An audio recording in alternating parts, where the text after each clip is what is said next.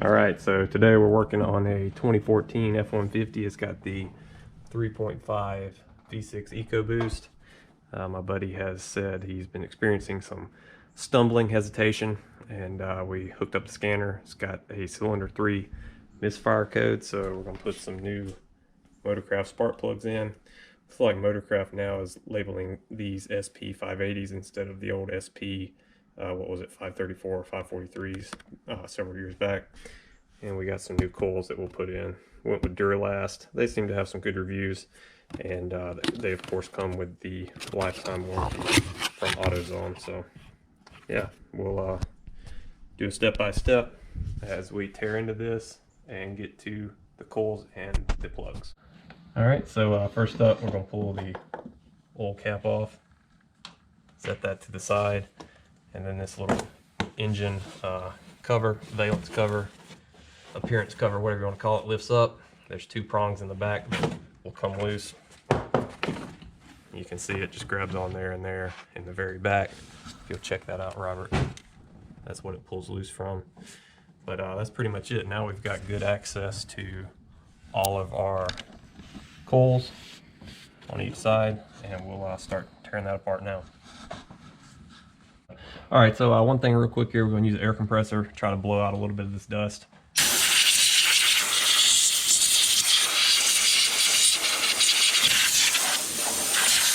Just to keep the work area a little bit cleaner. We did have a couple of dirt daubers, we vacuumed those up.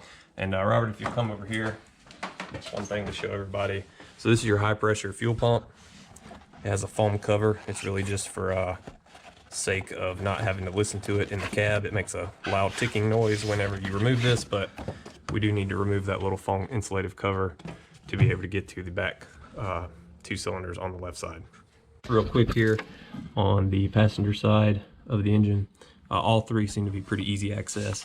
There's just going to be an 8mm bolt, and each coil pack has a connector. You slide down the red safety clip, and then you can depress and remove the gray connector. On the driver's side though, there are a couple interferences you have to look out for. So the forwardmost coil pack on the driver's side, you will have to disconnect this little quick disconnect vent hose, vacuum hose assembly. And then also back here on your high pressure fuel pump assembly, you will have to disconnect its pressure sensor. But again, it's easy. It's just depress the connector, pull it off, and then you should have free and clear access to all three coil packs and plugs on the driver's side of the motor. All right, so now we're going to pop the coil pack electrical connector loose. So we slide that back, just using a little flathead, and reach down in here, depress the connector plug, and once you depress it, it'll slide off. And we're going to blow this out with some compressed air and put some dielectric grease on it before we remate that connector. Okay. All right, so now we're going to use our 8mm. Come in, loosen that up.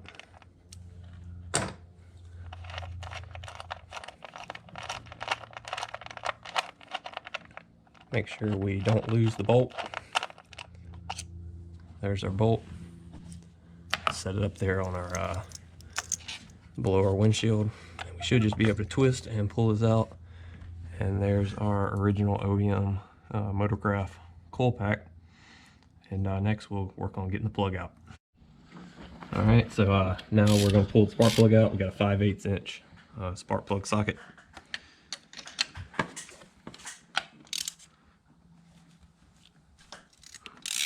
And you might hear some squeaking, feel a little bit of grittiness,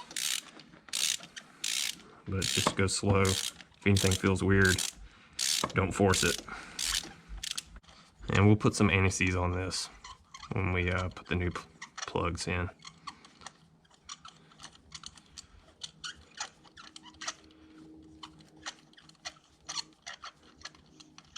All right, feels like we've got it loose. I'm gonna try to pull it out. And there we go. So that is cylinder number 1. And cylinder order on these 3.5 Ecoboosts are 1, 2, 3 down the passenger side, then 4, 5, 6 down the driver's side. We've removed all the plugs and coil packs. 1, 2, 3, 4, 5, 6. Plugs look old for, you know, having 91,000 miles on it. There was no visible damage or indications there to the plug on cylinder number 3, so I guess it is in the coil pack where we're having a problem. But now we're going to get all the new plugs and coils laid out. We're going to put anti-seize on each one and dielectric grease on the coil pack. Just use a little acid etch brush there, copper-based anti-seize, a little bit on each plug, and then use some dielectric grease, just enough to fill the tip there, the whole of the coil pack, and that's all you need. So we're going to start installing these now. We're going to start on cylinder number 6. The advantage here of using the actual spark plug socket, it'll hold it in place as you drop it in, start threading it in. We've got our plugs installed. We torqued them down to 11 foot-pounds as recommended by Ford, but obviously check your manual. Now we've got our new coil pack. Again, dielectric grease in the end. Slide it down in there.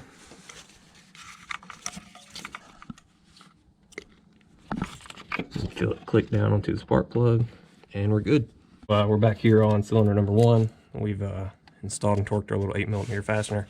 All you need to do is reinsert your plug. Make sure you hear it click. Slide forward the red safety tab, and that's it. And I forgot to mention before I plug that one in, do put some dielectric grease here, just a light coating. That way, one, it'll hopefully keep any corrosion out, any moisture out of there. On the driver's side, if you remember, we did have a crankcase vent hose there that we disconnected, so just push that down, pops back into place. And if we look back here in the very back, you'll see that we had our fuel pressure sensor cable connector here. That goes to the high pressure fuel pump. Be careful, it will get trapped underneath that number 6 coil plug, but you just slide that back on, make sure it clicks. Probably the last step you'll do before you put the engine cover back on, we need to put this little foam insulative cover back over the high pressure fuel pump. Again, that's just for, I guess, driver creature comfort. And it takes some fiddling, but that's it. It just sits down in there and kind of fits over the fuel pump. And the last step here is we're going to install the engine cover. Slide it back in there, it'll pop into those 2 little tabs. And you'll know you got it right whenever it fits over the oil fill cap. Fill tube rather, and then just put your oil fill cap back on. All right, he's gonna fire it up. Ready? Yep. And it already sounds and appears to be idling much smoother. No vibration like it was before. No stumbling. So yeah, I think that should solve his problem. We'll pull the codes and make sure there's no active fault codes, and he should be on his way. All right, we've got the truck idling. I'm just using a Amazon El Cheapo Bluetooth dongle. We're going to use the Torque app. I had a previous profile built for a 2014 F150. I actually owned one myself, but we're going to go to fault codes. Tap here to scan for faults. Looks like we're not connected just yet. So let's make sure this is connected to the ECU. All right, we are now connected to the ECU. We've got the little car icon lit up, so we're going to check for fault codes here. Scanning.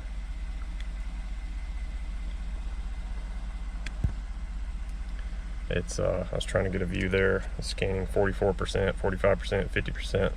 So it's going through its motions here.